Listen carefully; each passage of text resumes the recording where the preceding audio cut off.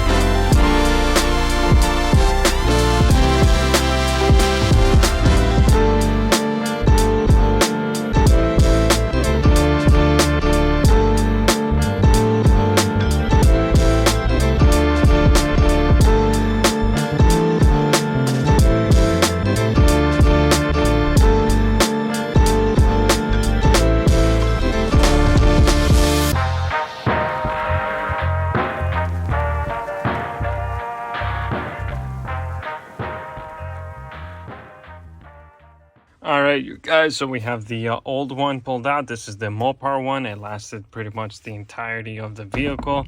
I'm going to actually put this back in the box. In this box here, we got one from FVP. This is a remanufactured unit. Hopefully this one lasts long too as well. but I'm gonna put this one back in the box because they're gonna give me, I believe, a $40 or $60 core charge. So we're gonna put this back in here, and then it's gonna go back in here. So hopefully this one lasts longer. I was gonna get a Mopar one because I know these trucks are kind of sensitive to what you throw at it. If it's not Mopar, sometimes it's a hit or miss. In this case, the original one from Mopar or from the dealership actually cost $500, and I wasn't going to spend $500. I'd rather put the rest of that money for something else much more important. So I got here a FVP one. This was about, I think, $180, so not bad. Got this for $180. No, I'm not sponsored. I bought this one with my own money, but yeah, this was $180. It's going to get a $40 or $60 core charge, so we're pretty much going to get it for almost $140, give or take. So not bad. So hopefully this one lasts longer. We're just going to take it out of the bag, and then everything goes back on in the reverse order.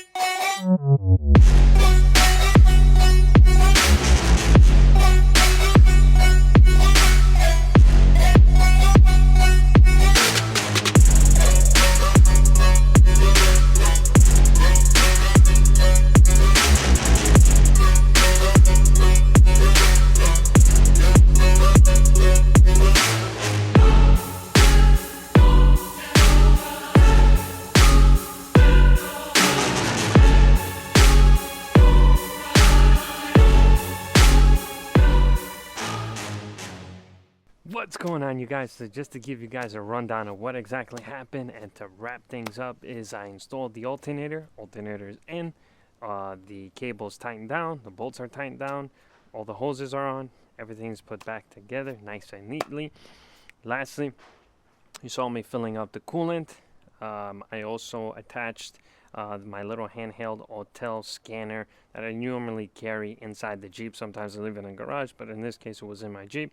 Just plugged the wire underneath and I laid it right here on the side of the engine compartment so I could get an accurate reading as to what the engine coolant temperature is, instead of me just running back and forth inside of the vehicle to see where the gauge is at. This way I can monitor and see just in case it overheats while I'm trying to fill the system with coolant and trying to burp the system of any air pockets or any air that's in the system.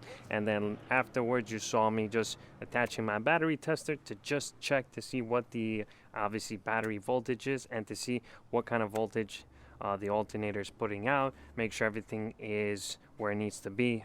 For those who want to know, the Jeep SRT8s, the Dodge Charger SRT8s, and the 300 SRT8s, even the similar ones like the 5.7, they normally charge around 14.3 14.4 volts. Anything above that or lower than that usually is an indication that you have something going on, whether it could be a bad battery or your alternator's on its way out. Nevertheless, everything's working fine. I was able to test everything afterwards to make sure. Led the coolant. I'm just going to fill up my coolant reservoir over here with a little bit of more coolant, and then I'm just going to probably back up the Jeep off of these small ramps. It allows me clearance to kind of slide the coolant pan underneath so I can catch any coolant, and then just back it up and just clean my driveway of any coolant. And that's pretty much it, you guys. It was pretty easy install. I should have done this when I did the timing cover gasket or the timing cover seal, around that area, but it is what it is. You guys got it done, and that's pretty much it. Alright, you guys, so we're pretty much finished for the night. It's a wrap. We got the new alternator installed. I'm gonna send the old one back, and that's pretty much it, you guys. It's a pretty simple install. I took my time. It's a beautiful Friday night. What better way to spend it than with your baby right here? Catch you guys, or you know the vibes. I'm out.